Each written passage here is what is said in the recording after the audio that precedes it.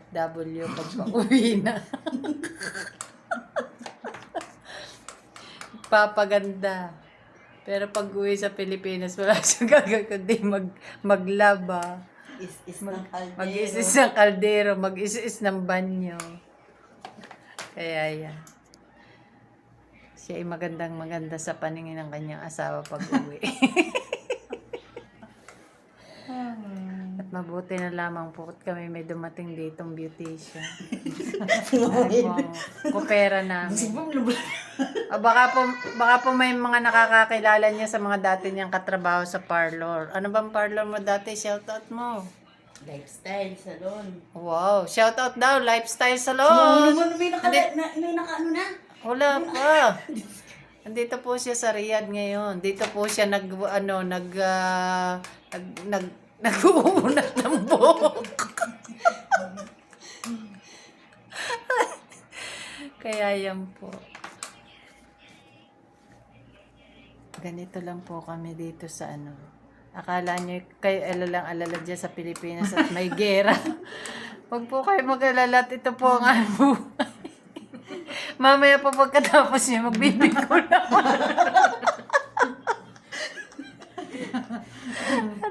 Ay, naku. Ganyan lang po ang buhay namin dito. Swerte-swertehan nga lang po talaga ang pag-abroad. Napasobrang swerte. Napasobra swerte. Ayan po, yung nakaitim na yan, yung Lifestyle Salon na yan. Yan ay puro sideline na dito. Yayaman niya sa pag-uwi niya kubayan sa alas. Nakabili ng gold. Nakabili ng gold. Dami ng gold. Na-invest na gold. Asot niya pag-uwi 5 kilong gold. Aray ko, nakakaloka. Kaya yan po ay lokohan lamang namin.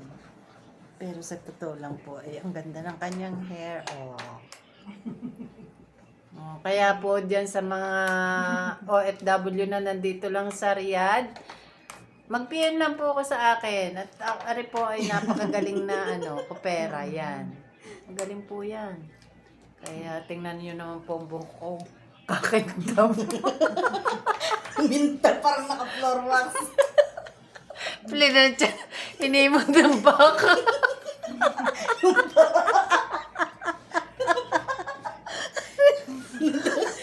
Para dubak. Wala talaga ang antok ko sa inyo. Ay, tulog na Kaya nga ginigising ka, Wala niya. Talaga naman.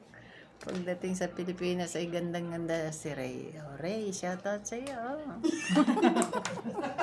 Si Rachel, ganda-ganda na. Anim na, Balak ko pa naman mag-vlog. Ayoko, ganyan pala nag-vlog. anim na taong hindi umuwi yan. Kaya yun ako. Handang-handa pati buhok ay makikama. Ano ba? Wala pa. Mag-aanim. Alam ba? Mag-aanim sa February. Ayun, mag-aapat sa February. Wala, naka-record lang. Sa Ako February. naka-live na. Wala pa, February hindi pa pa ako mag-aaral. naka-live. Ba't gusto niyo mag-live? Ano ngayon August? Oh, yan. Wala kayong kawala sa live. 7 months na lang. Yan kasi ay more on ang uwi niya sa Pilipinas, ang tatak ng passport niya ng Pilipinas, ay nung dumating dito. Tatlo pa ang tatak ko.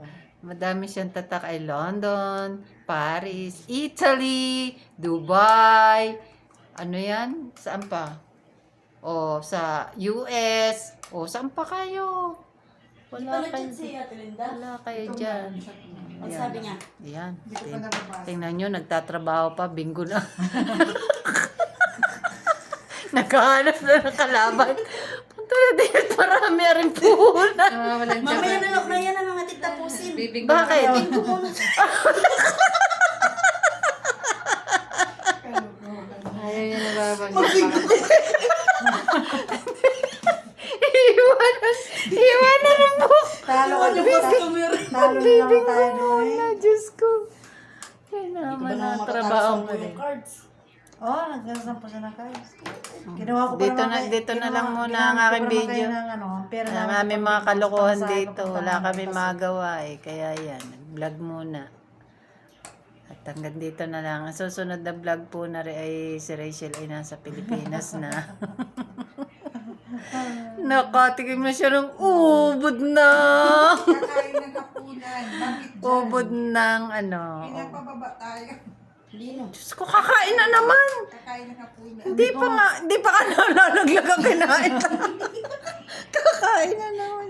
Ay, Diyos ko, Mariosep. Sige Kaya si na. Ate Linda wala nang liig eh. Ako ay nagpapayos din ng buhok, kaya mamaya ako magpapakita. Babuhay.